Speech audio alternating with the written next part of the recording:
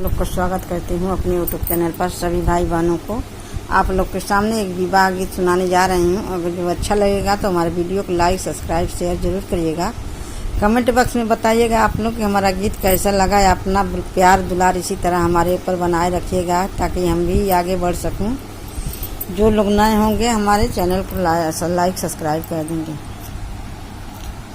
बेला चमेली का फूला सुंदर खिले, अरे बेला चमेली का फूला सुंदर खिले, अरे मालिनी गुछाई सुंदर मौरू रे लाला नवा, अरे मालिनी गुछाई सुंदर मौरी रे लाला नवा।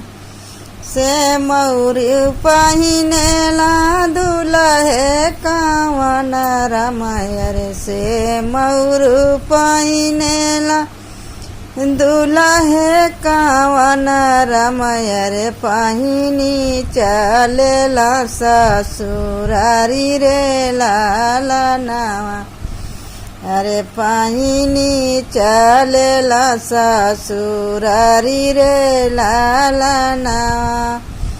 सब तनी रे खे आरती से बाराती, अरे सब तनी रे खे आरती से बाराती, अरे सासु नीर खेली दामाद रे लाला नवा, अरे सासु नीर खेली दामाद रे लाला नवा। किया तू ही बाबू हो मलिया का जनमल, किया तू बाबू मलिया का जनमल, किया माला होरिया तू अरे बाप रे लाला नवा, अरे किया माला होरिया तू अरे बाप रे लाला नवा। आँख तोरा देखी दुल्हाया मामा का फरिया, अरे आँख तोरा देखी दुल्हा मामा का फरिया, अरे नकिया सुगनावा कठोरा रे लाला नवा, अरे नकिया सुगनावा कठोरा रे लाला नवा।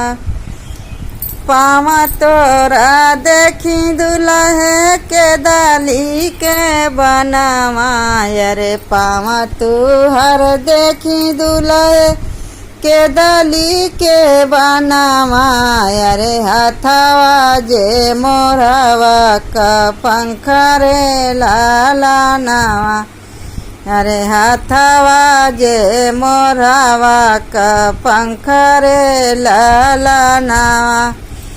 नाही हम सासु हो मलिया का जनमल, अरे नाही मोरी सासु हो मलिया का जनमल, अरे नाही माला होरिया मोरे बाप रे लाला नवा, अरे नाही माला होरिया मोरे बाप रे लाला नवा।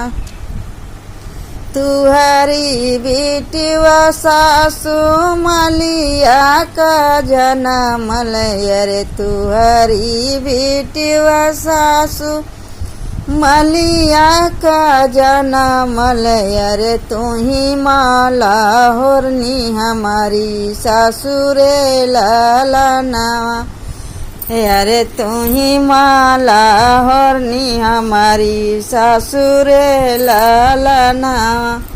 बेला चमेली का फूला सुंदर खिले, अरे बेली चमेली का फूला सुंदर खिले, अरे मालिनी गुछाई सुंदर मौरी रे लाला नवा, अरे मालिनी गुछाई सुंदर मौरी रे लाला नवा।